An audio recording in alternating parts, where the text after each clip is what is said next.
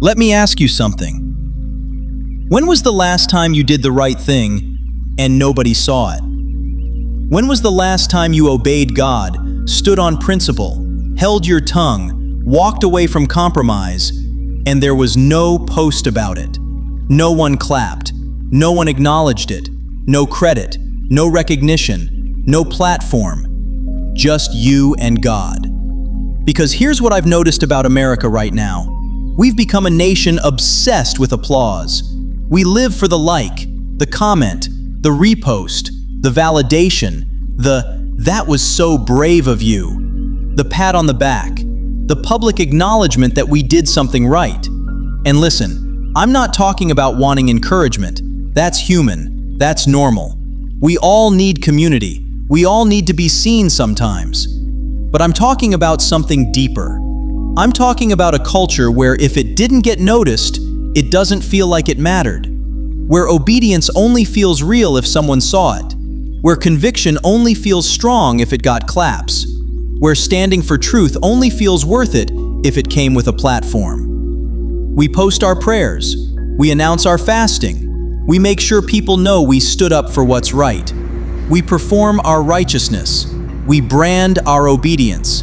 We package our faith for public consumption. And again, sharing your faith isn't wrong. Encouraging others isn't wrong. Being a witness isn't wrong. But here's the question that should shake us. Would you still do it if no one ever knew? Would you still pray if no one saw you pray? Would you still obey if no one ever gave you credit? Would you still stand for what's right if it cost you everything and earned you nothing? Would your faith survive without applause? Because somewhere along the way, we started believing that impact requires visibility, that faithfulness requires recognition, that obedience should come with a response. We've confused the kingdom of God with the culture of performance, and we've forgotten what real faith actually looks like. Let me take you to a man named Daniel. Not to tell you his whole story, you probably already know it. Lion's den, fiery furnace, dreams, visions, exile, all of that. But I want you to see something about Daniel that we don't talk about enough. Daniel lived in a culture that demanded applause. Babylon was the empire of visibility, power, performance, public displays of loyalty, bowing down in front of crowds, worshiping statues while everyone watched.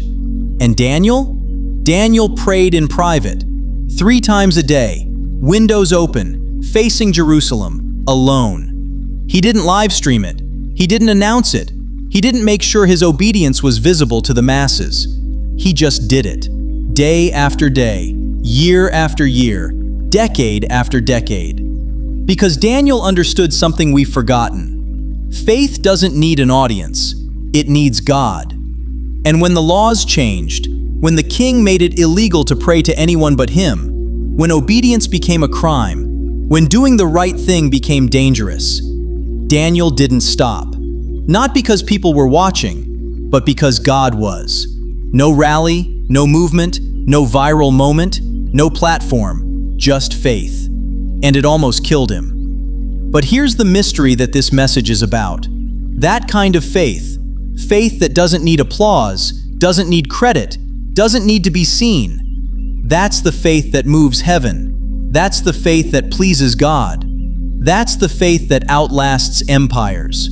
And that's the faith America has forgotten how to walk in. We want faith that gets results we can post, faith that wins arguments, faith that gains followers, faith that builds platforms, faith that proves we were right. But the Bible talks about a different kind of faith, the kind that kneels when kneeling costs everything, the kind that obeys when obedience earns nothing, the kind that trusts God when the crowd walks away. And I don't know where you're at right now. Maybe you're tired. Maybe you've been doing the right thing and it feels like nobody notices, nobody cares. You've been praying, obeying, walking in integrity, holding the line, and it feels invisible. Or maybe you've been craving applause so badly that you've started compromising just to keep it. Either way, this message is for you. Because what I'm about to show you is this. True faith doesn't perform for people. It answers to God. And when you understand that, really understand that, it changes everything. It changes how you pray, how you obey, how you stand, how you endure, how you fight, how you love, how you lose, how you win. It changes what you're living for. So let's go deeper. Let's talk about what faith really is. Not the bumper sticker version, not the Instagram caption, not the performance, the real thing. The kind that doesn't need applause, because it's got something better. It's got God. Hebrews 11:6 says this, "Without faith, it is impossible to please God." Read that again. Impossible. Not difficult, not unlikely, impossible. You cannot please God without faith. Now, we quote that verse a lot. We put it on shirts, we throw it in prayers, but do we actually understand what it's saying? Because this isn't just about believing God exists. The verse goes on. Anyone who comes to him must believe that he is, and that he rewards those who earnestly seek him. Faith is belief plus pursuit. It's trust plus obedience. It's conviction that doesn't just sit in your head, it moves your feet. Faith is the reason you keep praying when nothing's changing, the reason you keep obeying when the culture shifts, the reason you keep standing when everyone else sits down. Faith is what held Daniel in that lion's den, not because he saw a way out, but because he knew who was in there with him. And here's what we have to understand. Faith is the foundation of everything. Romans 10:17 says, "Faith comes by hearing, and hearing by the word of God." Ephesians 2:8 says, "For by grace you are saved through faith, and this is not from yourselves, it is the gift of God." Faith is the hand that receives grace. It's the root that holds you when the storm comes. It's the anchor when everything else is shaking. But here's where it gets uncomfortable. Real faith doesn't just believe when it's easy. It obeys when it's hard. And it doesn't need applause to keep going.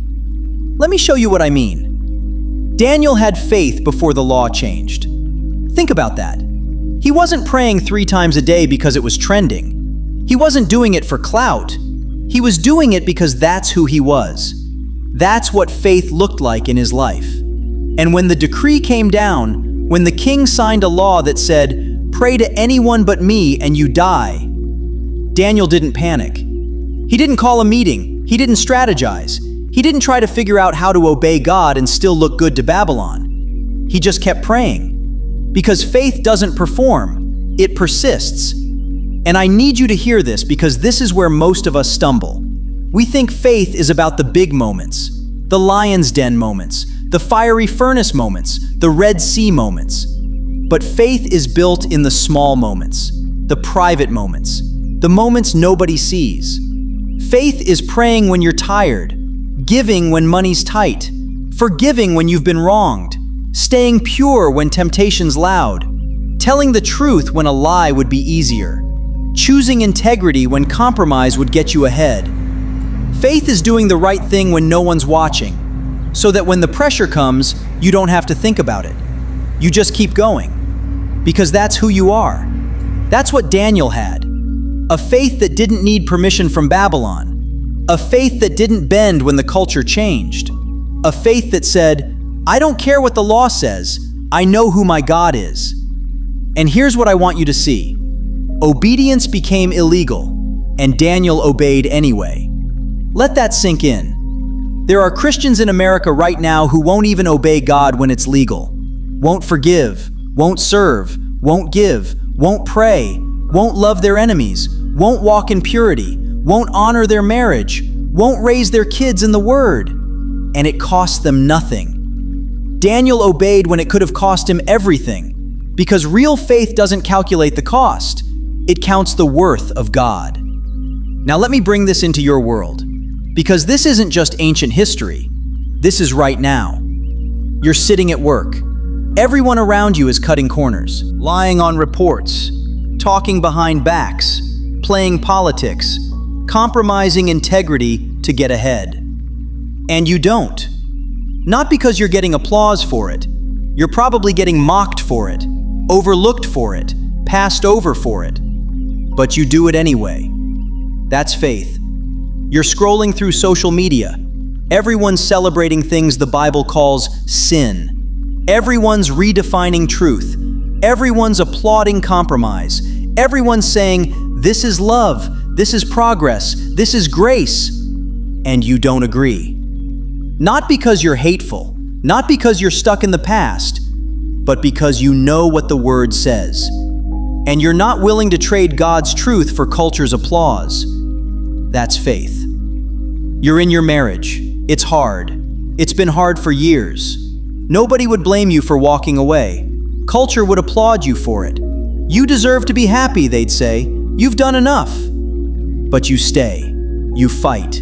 You pray. You honor the covenant. Not because it feels good, not because people are cheering you on, but because you made a vow before God. That's faith.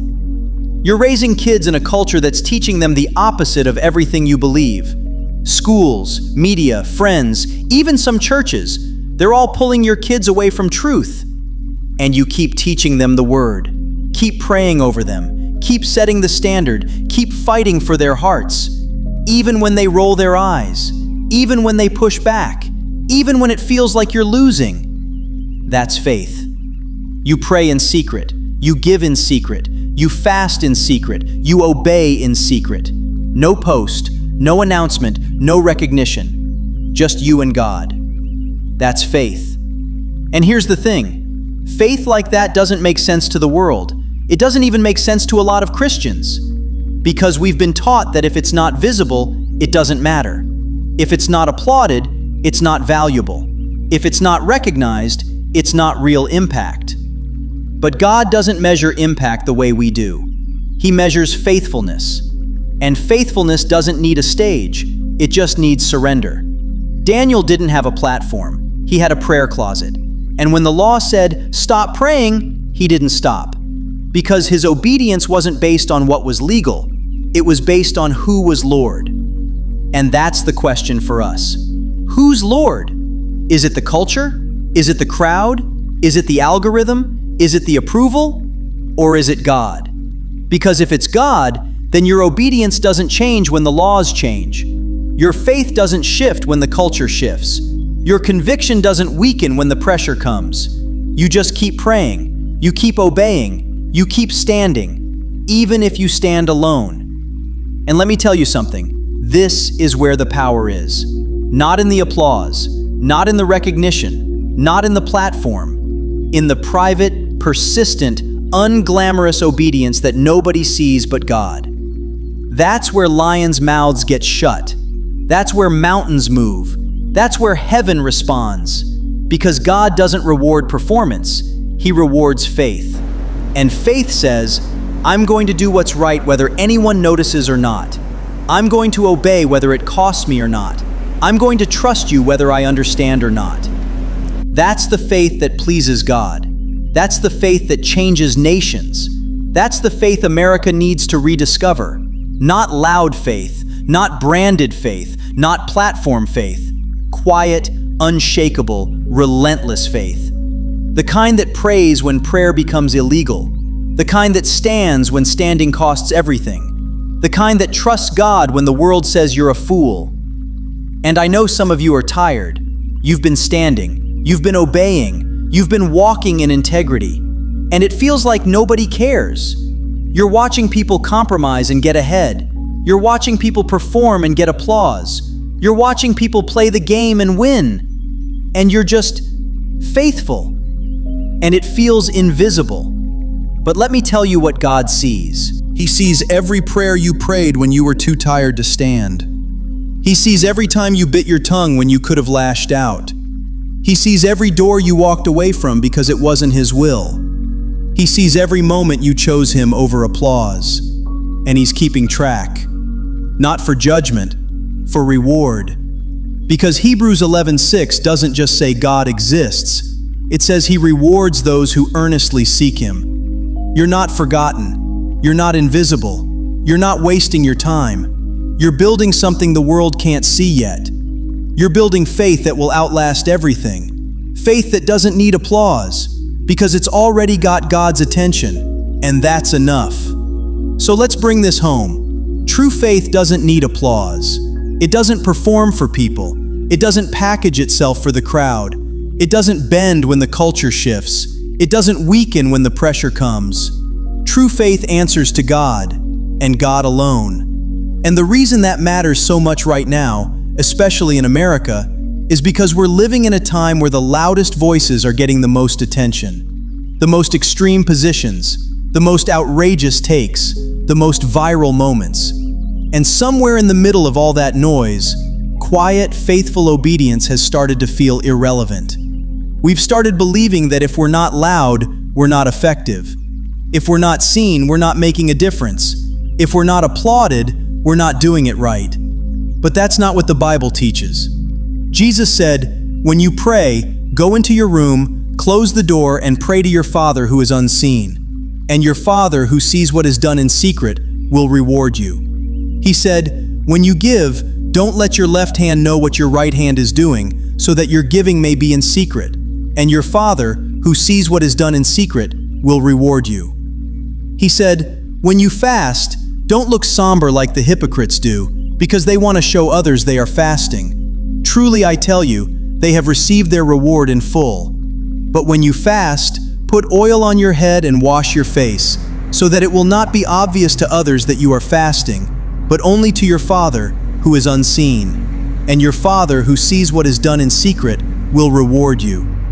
Do you see the pattern? Public faith gets public reward, applause, recognition, likes, comments, influence. But private faith? Private faith gets God's reward. And God's reward doesn't fade, doesn't expire, doesn't depend on algorithms or trends or culture. It lasts forever. Daniel prayed in private, and God showed up in the lion's den. He didn't need Babylon's applause.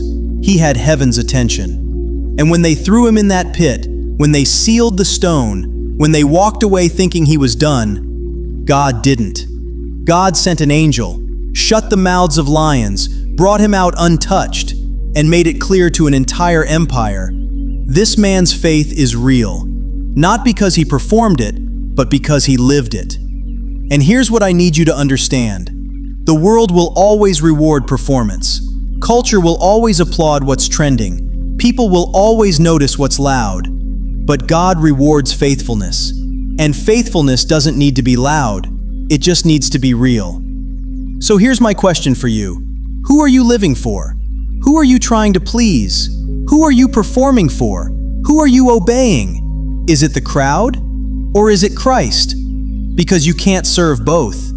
You can't build a faith that pleases God while you're chasing applause from people. You can't pray for God's approval while you're posting for man's recognition. You can't stand on conviction while you're bending for culture. At some point, you have to choose. And I'm not saying you can't have influence. I'm not saying you can't share your faith publicly. I'm not saying visibility is wrong. I'm saying this. If your obedience depends on whether people see it, it's not faith. It's performance. And performance doesn't please God. Faith does. So let me ask you again. Would your faith survive without applause? If tomorrow nobody noticed, nobody cared, nobody acknowledged what you're doing for God, would you still do it? Would you still pray? Would you still obey? Would you still stand? Would you still walk in integrity? Or would you quit? Because that's the test. That's what separates real faith from religious performance. And here's the hope. When you stop living for applause, you start living for something so much greater. You start living for the approval of the one who actually matters, the one who sees everything, the one who rewards in secret, the one who shuts the mouths of lions. You start living for God. And when God is your audience, you don't need anyone else. You don't need the platform. You don't need the recognition. You don't need the credit.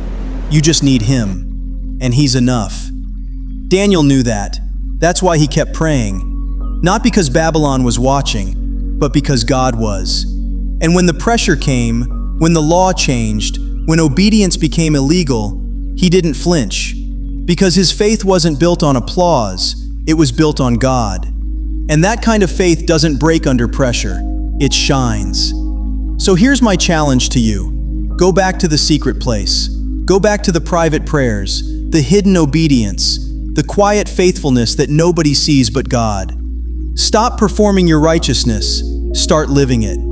Stop announcing your obedience, start walking in it. Stop chasing applause, start chasing God. Because the world doesn't need more Christians with platforms, it needs more Christians with faith. Real, unshakable, private, persistent faith. The kind that doesn't need applause, the kind that just needs God. And when the pressure comes, and it will come, when culture shifts, when laws change, when obedience costs you, when standing for truth makes you the enemy, you'll still be standing. Not because you're strong, but because your faith is. And that faith, it's not built in the spotlight, it's built in the secret place. It's built in the prayers nobody hears, the obedience nobody sees, the integrity nobody applauds. It's built on your knees, in your room, with the door closed, talking to the Father who sees in secret. And when the lions come, He'll be there. Not because you earned it, but because you trusted Him. That's the faith America needs. That's the faith the church needs. That's the faith you need. Faith that doesn't need applause, because it's already got God. And God is enough. So stop performing. Start believing. Stop chasing recognition. Start chasing righteousness. Stop living for the crowd. Start living for the King. Because true faith doesn't need applause. It just needs Him. And when you've got Him, you've got everything.